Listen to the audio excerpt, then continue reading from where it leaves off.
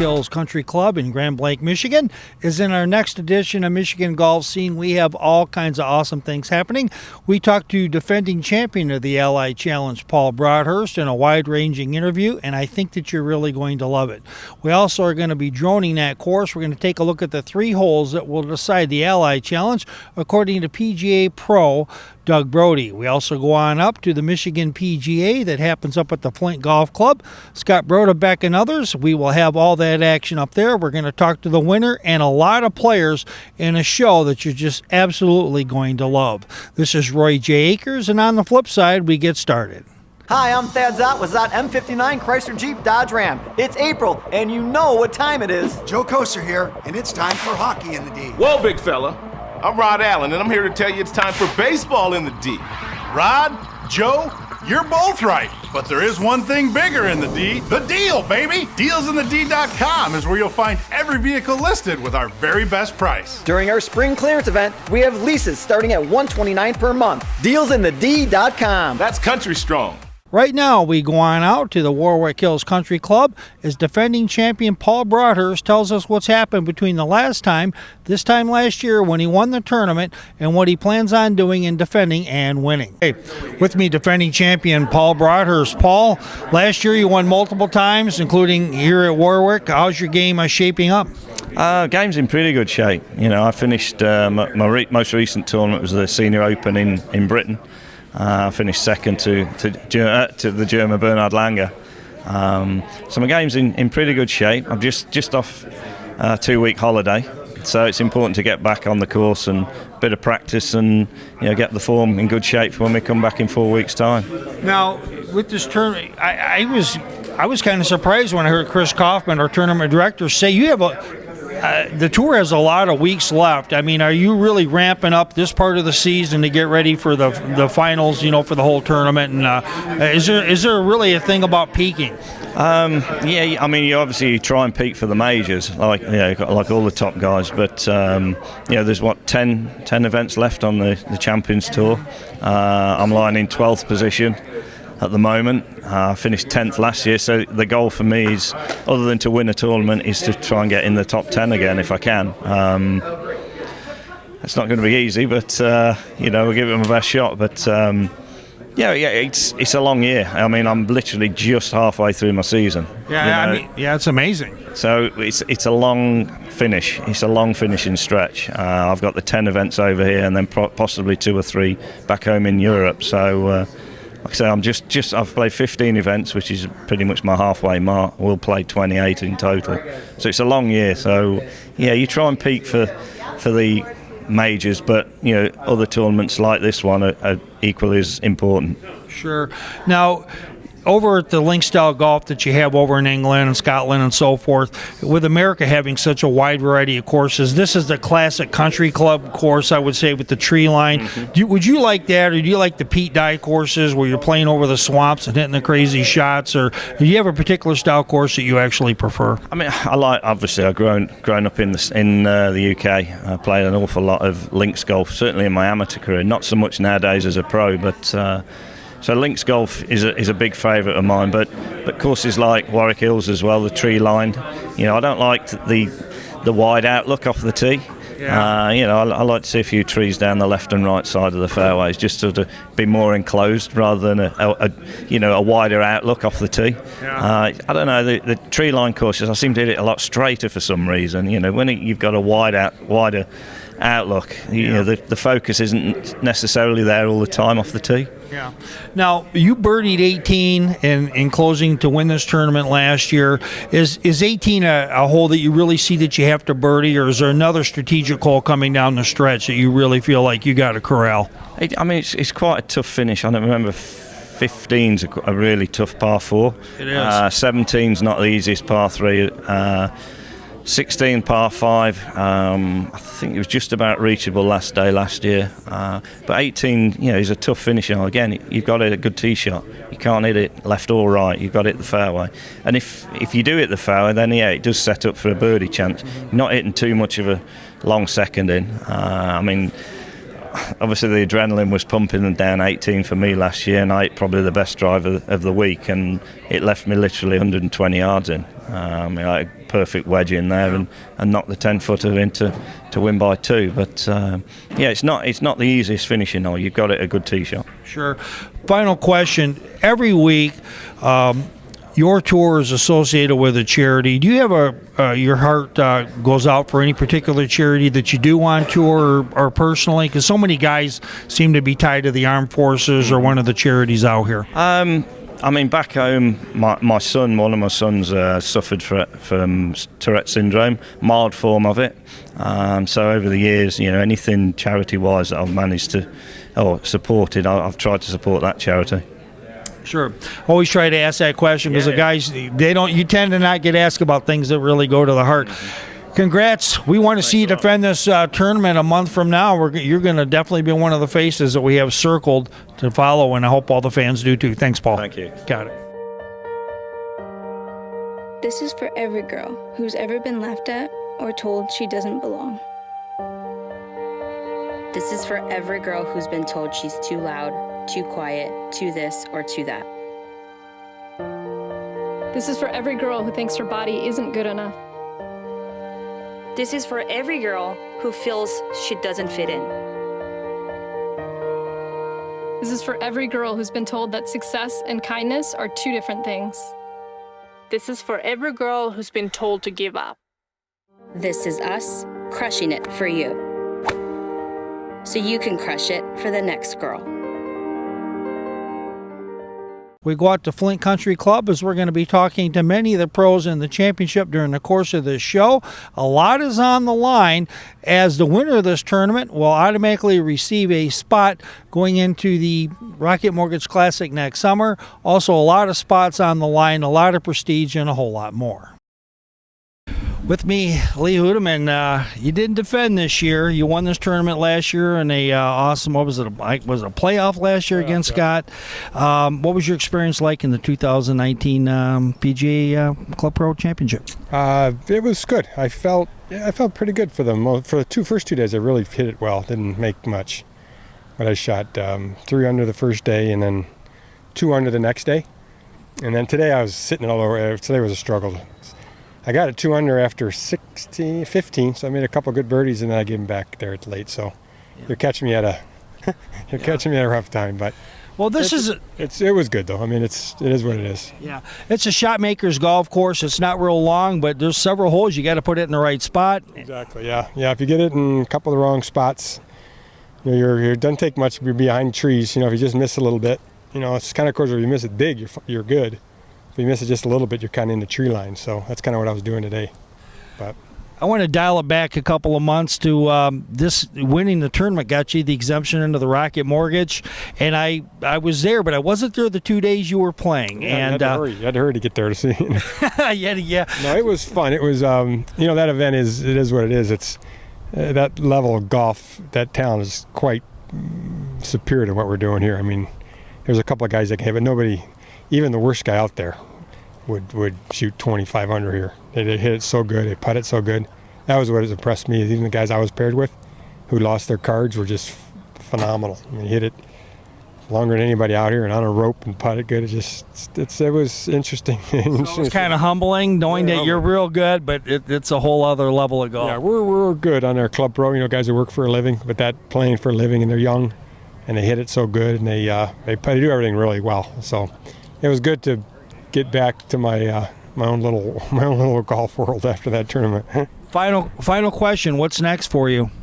I have the state match play. We're in the final 16, so we meet at Lansing, and then it's the senior club pro, which is out in Austin, Texas, at a new place.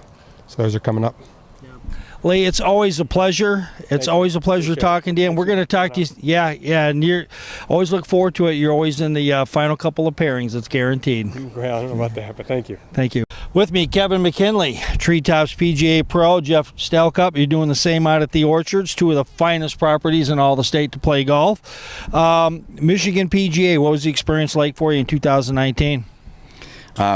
Pretty good for me. I usually come down here and have a goal of making the cut, and I I got a little hot on the first day and had a little cushion, and was able to squeak in there and make the cut, and then pretty steady today, even par round. So I actually accomplished one of my goals that I haven't actually done until this year, is play a tournament under par. So well, awesome. How about you, Jeff? Yeah, same. I got 2 steady rounds of 71 and 74 today, which not so hot, but made some putts early on to keep staying the round, but had a great time here at Flint Golf Club. Place is in great condition thanks to Scott Brodebeck and his crew.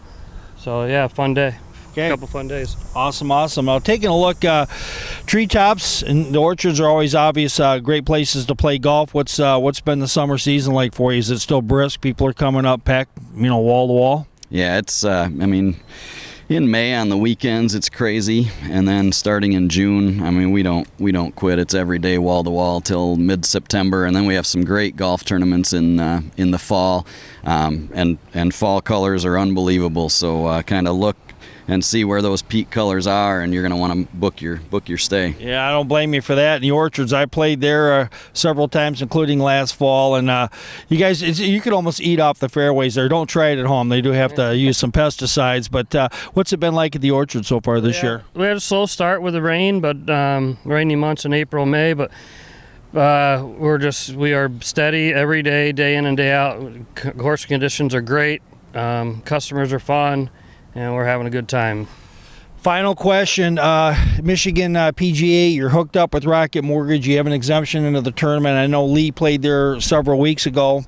And how about the Ally Challenge? I've talked to them. I actually have I did talk to Chris Kaufman about that a little bit, and we have to look at my website to get his answer. But is that something that could be finagled where they might have a spot for the winner of this tournament?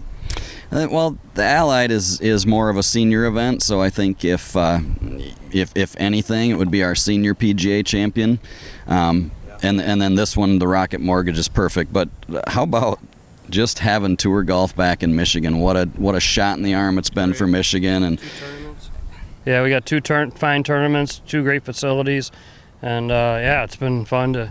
Everybody's excited to see golf back in Michigan, tour golf. Yeah, you got it, fellas. I know you got to hit the highway. Thanks a lot for stopping by. Love playing both your tracks. It's just golf at its Michigan finest. If you haven't played up there, here I am. I'm the Chamber of Commerce given the moment. But thanks a lot, Kevin.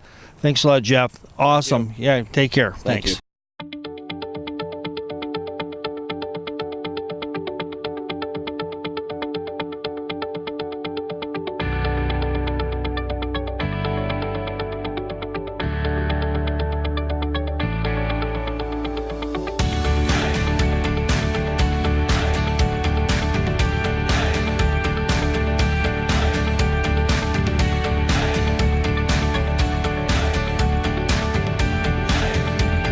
Given the historical significance and where this happened, is this the sweetest one maybe? 17 majors? Well, it gets me back on top momentarily, until Scott wins another one. So that's pretty cool.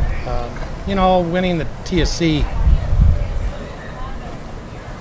last, few weeks ago was probably a little emotional.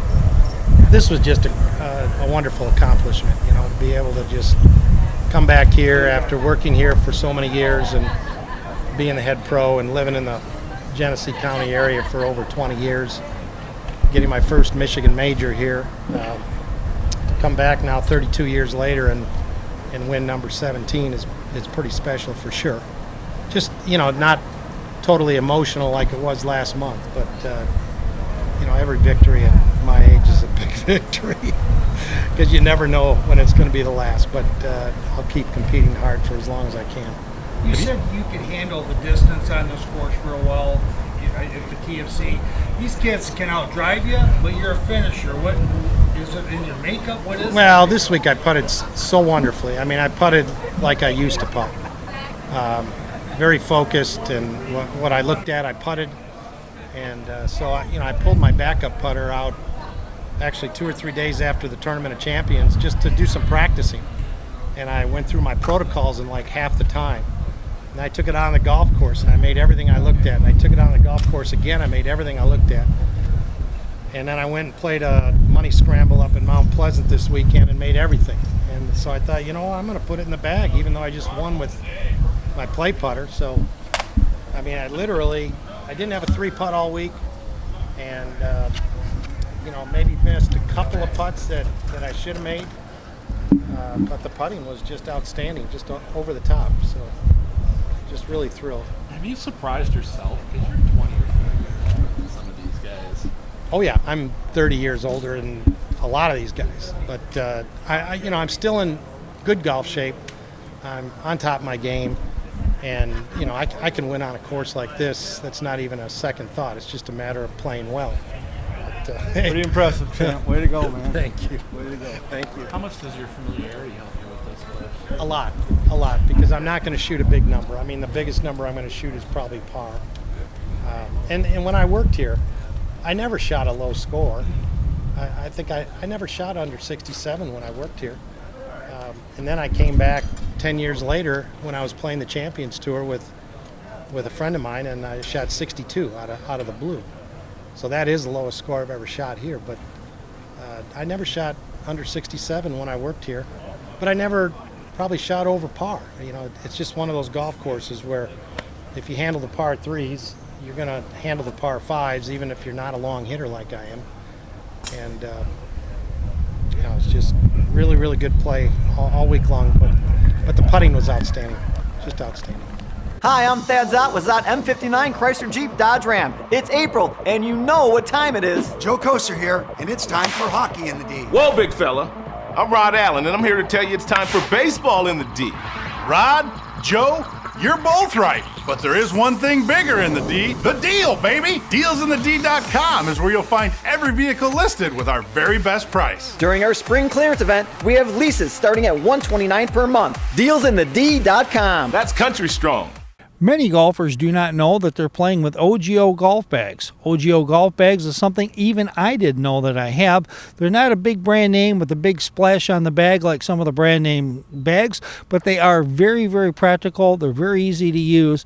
And with this, Brian Mimbiol, he'll tell us more about those. Me is Brian Mimbiol, and one of the lines that you're representing is the Ojio golf bags. And tell us a little bit about this product. Ojio is a great addition to the Callaway family. We purchased just about 2 years ago. It's a dominant luggage company that happens to make high quality golf bags as well. They're dominant in luggage and backpacks, etc. But they've brought a lot of that ideal and that technology into the golf bag world. So if you're looking for something that is not manufacturer aligned with Callaway or some of the other big companies, this is a standalone company in terms of its ideals, with giving you the best possible cart bags and the lightest weight stand bags in the industry. Now, taking a look at this product, one of the crazy things about it, I wouldn't say crazy in a good way really, is that the material that it's made out of is not leather or a synthetic leather. Tell us a little bit more about that component. Well, this is Cordura nylon to the nth degree. So for those who have legitimate concerns about sustainability and keeping the planet green, this material is basically created from the recycling of plastic water bottles, which we all know are plentiful and cause us issues. But the ability to take what is something that's clearly disposable, have it reworked and done in a fiber that allows for Cordura is completely fade proof, it's ultra light, it's remarkably durable, it has no ability to tear. So you've got something that creates something that has very light in weight but has remarkable durability. So some of the beauties of previous materials was they were very durable, but they made the bag very heavy. As you can see in terms of weight, this bag is ultra light, yet it's got compartments all over the bag. So think of it, virtually, Roy, as a high piece of luggage that also happens to carry golf clubs very efficiently and effectively in its design. Now, taking a look at this product, I'm one of those, I'm kind of like Indiana Jones. I got like several pockets in my golf bag. What are some of the things that are similar and better, or some things that are new that were thought of by the Ojio people? A couple things that come in place where as your bag goes in and against your cart, you've got complete accessibility to all the pockets in and around the golf bag. So everything is accessible to you on the cart.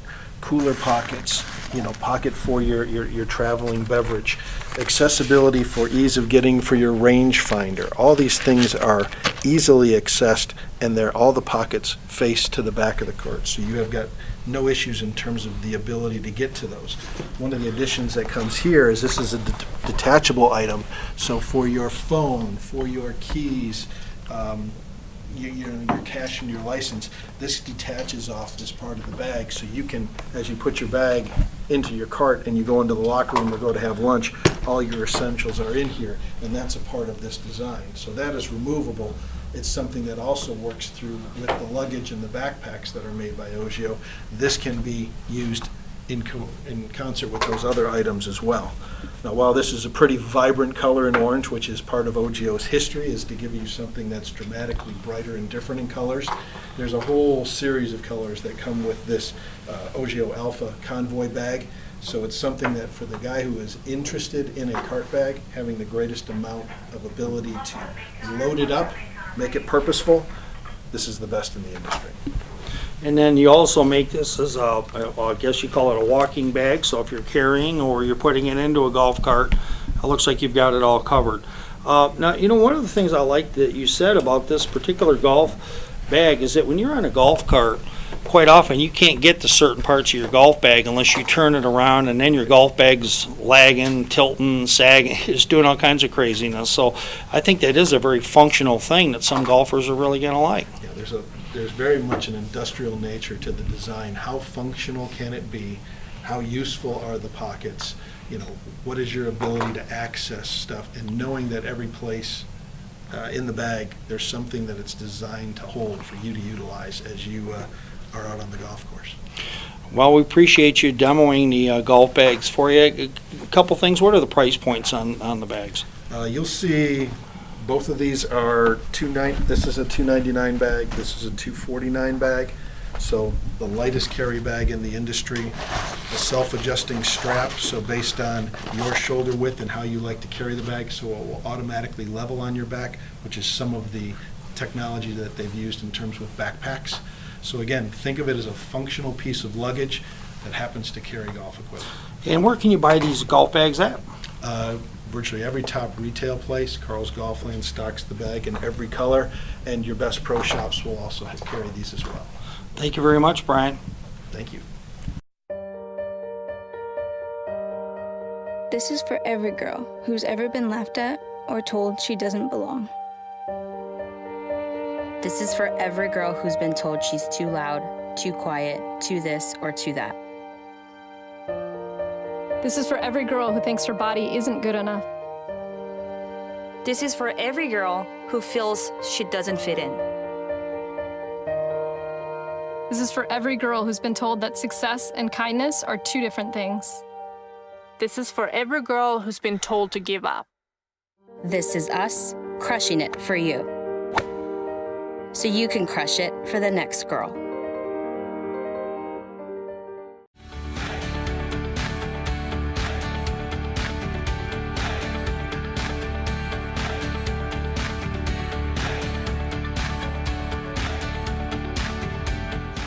The Ally Challenge is coming back to this course. Today we're talking about the 3 holes that will most likely decide the Ally Championship, and behind us we have an incredible tree. Well, yeah, this tree is definitely the biggest and oldest tree here on the golf course, and definitely is a kind of a centerpiece of the 13th hole here. 13 here at Warwick Hills is usually a gettable par 5, but if you're going for that green, there's trouble. There's trouble if you miss that shot to the right, and it's a green that's got quite a bit of slope. I believe this is going to be a hole that's going to be a turning point come the back 9 on Sunday. There's a chance for an eagle, but there's also a chance for a bogey or a double.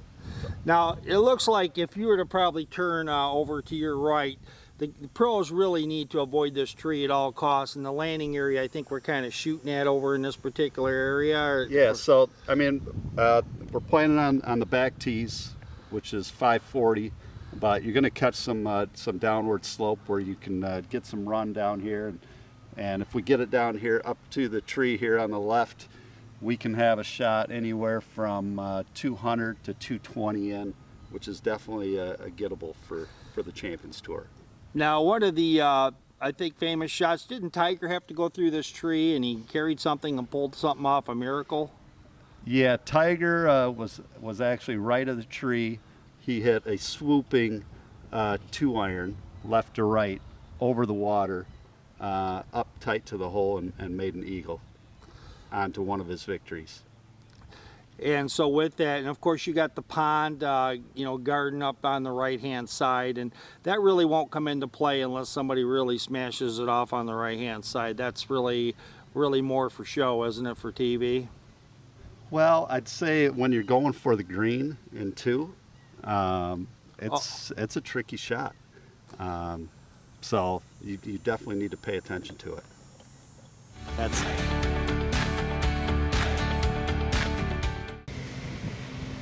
Well, with us right now, Doug Brody, you're going to talk about the par 3 17th, and obviously this hole is well known by anybody who knows anything about the Buick Open and now the Ally Challenge.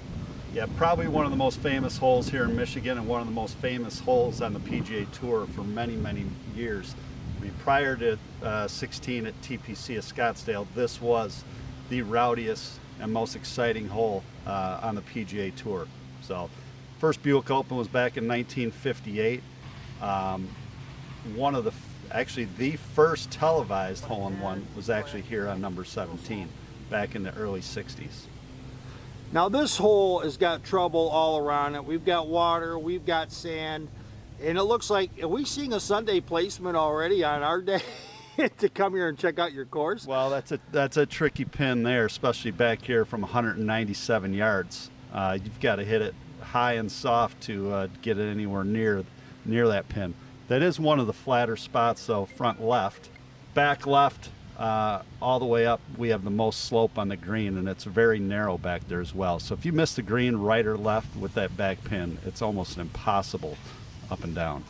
And a final thing is, it does, as you kind of alluded to, it does slope from back to front. So if you go behind the pin because you're trying to avoid the trouble in front, you are going to earn your par. You got that right. Tough one.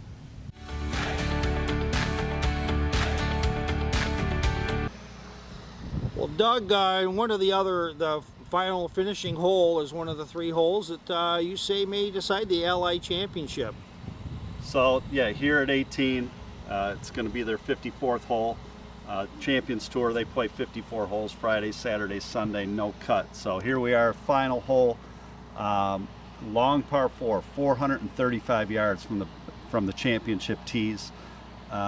Maybe one of the most famous birdies from one of our past champions was Rocco Mediate. Made a birdie 3 here to a back left pin. It was a 2-shot swinger and gave him his first victory here at Warwick Hills in the Buick Open. And it was one of the most unique because he never led this tournament to the final hole, and he's the only player to do what at the Buick Open? The only player to do what at the Buick Open? Birdie this hole. Birdie the final hole to win the Buick Open. And what we have, now talk real quick, we've got a big tree up on the left-hand side. When you're looking to land, you've got 3 sand traps over on the right-hand side. Obviously, we're going to avoid those. But the sweet spot is what? Just to the right of the huge tree down on the left side? I'd say, I mean, guys that draw the ball are going to draw them off those right bunkers, because you can definitely catch some downslope and some more run down that side. And I don't think you want to mess with that tree on the left, because if that tree catches it, it grabs quite a few balls and will throw them back in the water. You also have out of bounds that really sneaks up on you on the left-hand side. Years back, Jack Nicklaus actually knocked 2 out of bounds here on 18 to the left. Well, that's a good one. That's a good piece of history. One final thing is on the green that we're going to take a look at through the air later on. That green is very severely sloped, and the PGA Tour pros know where they're going to try to put the ball overall in order to have any chance of scoring. Well, you've got a definitive false front here on the 18th green, and it's a tricky green to read. There's a lot of local knowledge on these greens that are closer to the clubhouse. 18, 9, 1, and 10. They all tend to break towards Flint. So pros are going to want to figure that out in their practice rounds to watch where Flynn is, and it's definitely going to influence a putt on those greens. Final question. The Allied Challenge coming to Warwick Hills. The entire membership is extremely excited. What is your take? Why are you so excited about bringing professional golf back to this course? Well, here the Flint and the Grand Blanc, Southeast Michigan community, the Buick Open was kind of the centerpiece of the summertime here at Warwick Hills and the surrounding area for golf. So much history. It's been since 2009, and the members, the community, they're ecstatic about bringing professional golf back and bringing excitement back to this area with the best players in the world. And Doug, with you and your classy staff, we know that everybody's going to walk away from the Allied Challenge going, we can hardly wait to 2019 to do it again. You got that right. We can't wait.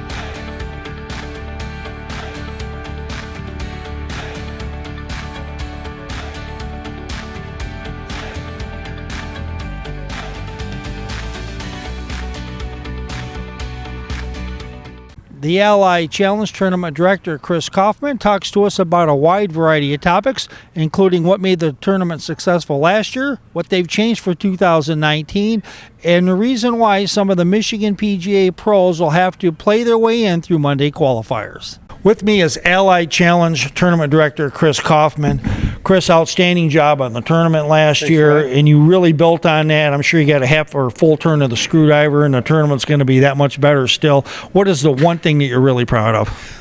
I'm proud of how the community came together, and we thought they wanted this tournament when we announced it in 2017 for the 2018 event, and but you never know, right? Mm-hmm. And you work hard, and it takes a year to plan all the pieces that go to this, and we had a great turnout last year, and it's really encouraging to people say thank you and had a great time, and let me tell you a story, and we're getting more of that, and I'm really excited about where 2019 is going. We got more stuff coming than I ever dreamed possible this year, and it's going to be a hoot.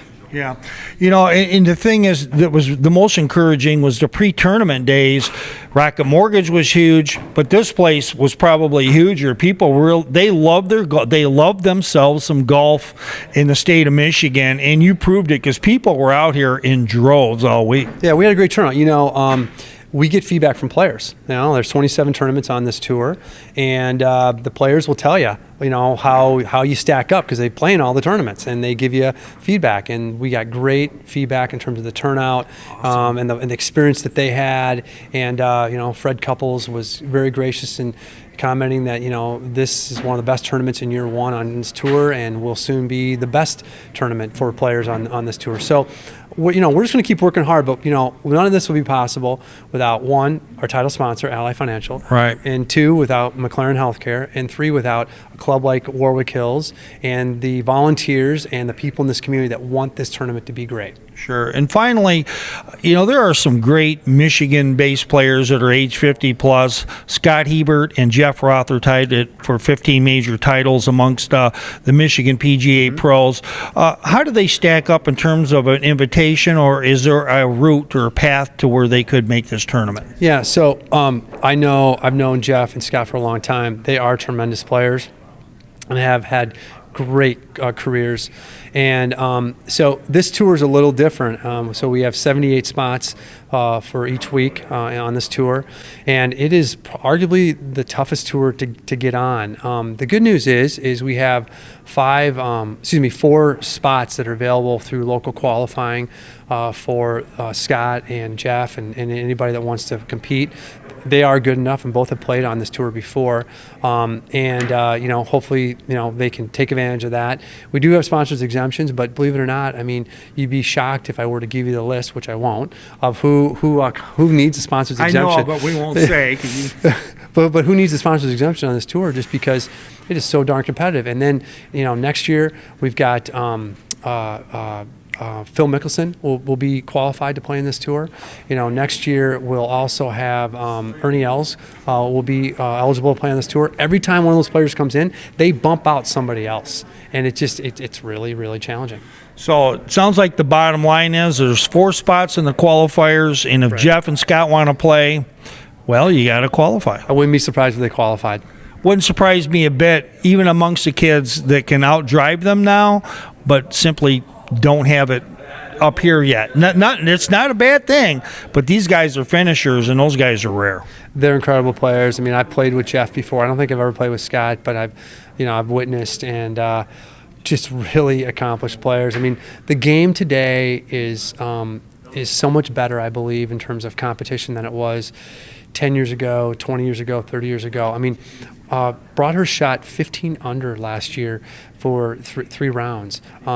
That is exact, and we played the same tees that the PGA Tour played here in 2009, and that is right on track with the winning score in 2009 if you throw in a fourth round. So, I mean, and those guys, the winner I think was in his 30s, and Paul is 53, I believe. Right. So it's just incredible how players are driving the ball further no matter what age they are. They're putting better, their short games are better, there's more analytics, the game is just more competitive. Chris, thanks a lot for explaining that, and I know it's going to be successful, and I can hardly wait to do the post as we wrap this up about a month from now with another successful LI Challenge. Thank you. Thanks. Look forward to having everybody out. That will do it for this edition of Michigan Golf Scene, as we'd like to thank Paul Broadhurst, the Ally Challenge, Warwick Hills, Middling Country Club, the Dow Chemical Team, also Scott Broderbeck over at Flint Golf Club, Mike DeVries, and a whole lot more. If you want to have the very best in drone golf coverage in Michigan, you also want to have interviews with both prep, college, PGA, LPGA stars, equipment, and a whole lot more. Keep it tuned to www.michigangolfscene.com, and we'll have it all for you. I'm Roy J. Akers, and until next time, this is Michigan Golf Scene, and keep golfing.